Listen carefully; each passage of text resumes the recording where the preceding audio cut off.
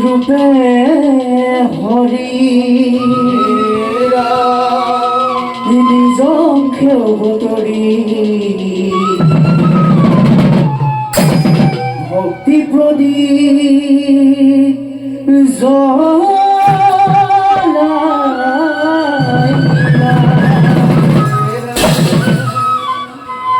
ও মাধব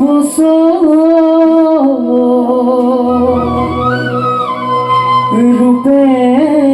হরি তাতে তৈল বন্তিরিয়া